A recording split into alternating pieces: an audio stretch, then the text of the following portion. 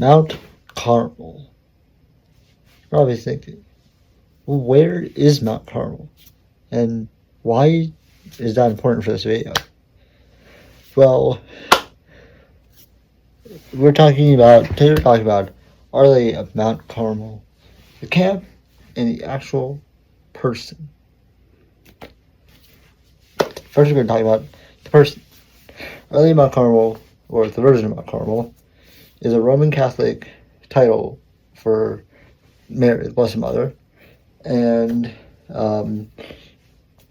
she is the patron saint of the Carmelites, of the observance, and the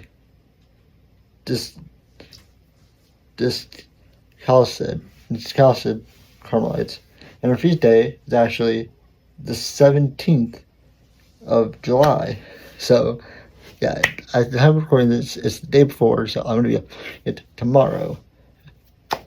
Yeah, so I'll put this tomorrow on that day.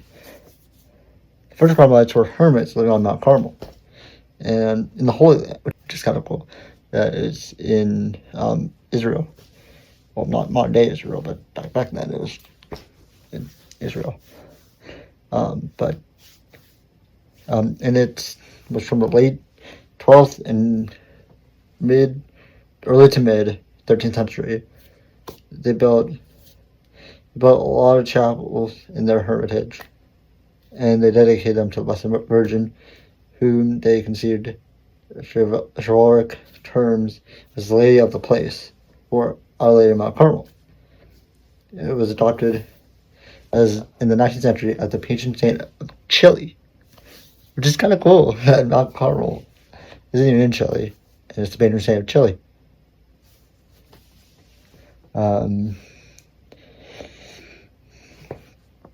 Yeah, it can be found in Israel, between the Mediterranean Sea and the Valley of Jezreel. So that's really cool. It's in Israel, or between Israel, or found in Israel between the Mediterranean Sea. So that's cool.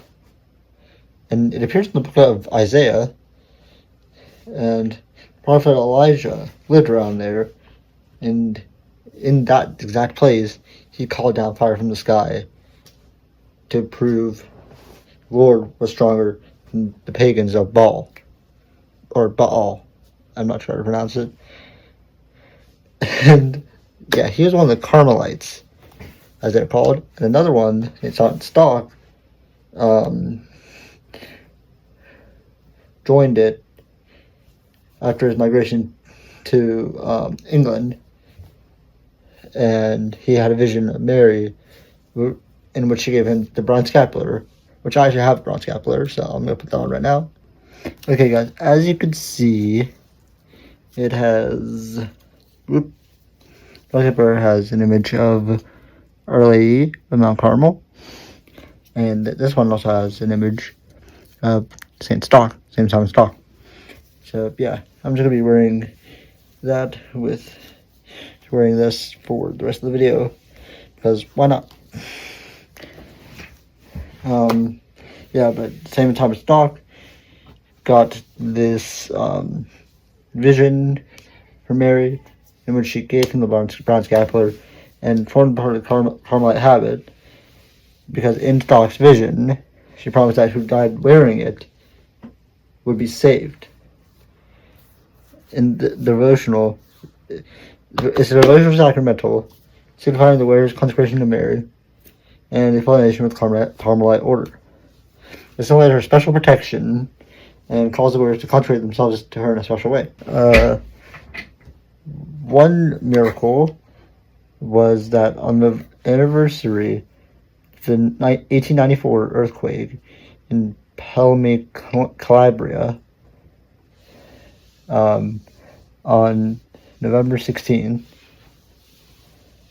the earthquake, which had its epicenter in that city, coincided with a procession around the statue of Our Lady of Mount Carmel, linked to reported miraculous events leading up to it. Despite the destruction of many buildings, only 9 people died, And then most residents were outside for the procession. And this commemorated annually with celebrations. The Catholic Church officially recognized the miracle, and on November 16th, 1896, the statue was crowned, which is pretty cool. Probably wondering, why do I care? Why do I care about Notre Dame Mount Carmel? Well, I attended a Catholic summer camp with that same name. It's in Valette, PA, and the buildings even have Carmelite names: Stock, Elijah, and Trez. Stock would be the main building. It's where the first building you see when you come into camp. It's where a few activities happen, and it's just the first building you see, and so it's your first impression of camp. So that's kind of cool that it's named after Stock, and it's also one of the bigger buildings on camp. And most of the time, it is a dorm, and most of the time, for when I've been there, it's been the girls' dorm, but I have used it as a boys. They have used it as a boys' dorm occasionally. And Elijah is the other dorm. Elijah's the other dorm, and that's where I slept, and it's also the mess hall, the dining area. And both of those have like chill areas. So yeah. And Therese would be the chapel. It's such a beautiful chapel. I just love being in there, and it's so spiritual. So yeah, guys, definitely, yeah, it's just definitely a good place to pray. What do we do there, though? We start our day by cleaning our dorms, and that's for a fun-filled competition called Dorm Wars, where the boys go against the girls, and we see who can get their dorm cleaner based on a judge who works the camp. After we clean the rooms, we go to a delicious breakfast made by the directors of the camp. So yeah, for me being in Elijah most of the time, it's just a matter of going upstairs. But somehow the girls half the time will beat us to our breakfast. Like how? So that's kind of funny. And after a nice, delicious breakfast, we go all the way to the chapel for morning prayer.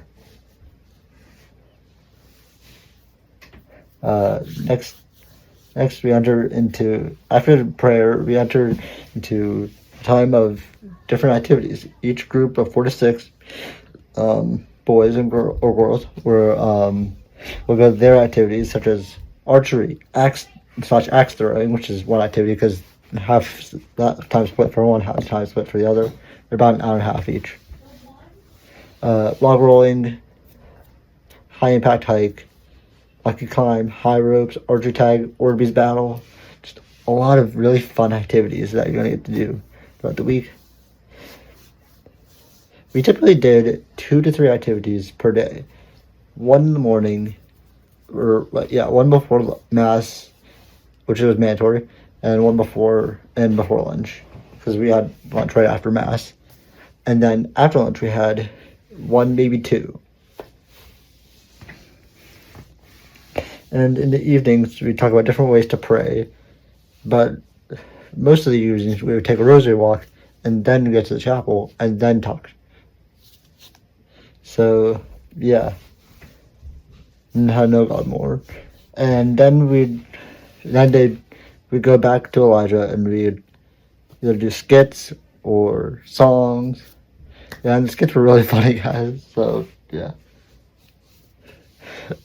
Yeah, and they can make a big mess. There was one where we had shaving cream, and it just got everywhere. They'd just have shaving cream on their hands, and they pop, and it would just explode everywhere. It got all over me this time. So, and I was expecting it, so that was funny. And after that, we would enter into worship and night prayer. And then we get ready for bed. And on the last night, we had a party of praise. It was basically just a Christian dance party. So it was just a whole lot of fun. And honestly, I really enjoyed going. It was such a spiritual experience. And it was my first time staying away from home. But the fact that it was driven by God was so special to me that I really enjoyed going. And I really hope you do enjoy learning about this special version of Mary and the special devotion, as well as the camp that she inspired one of the priests near me to make. So, bye.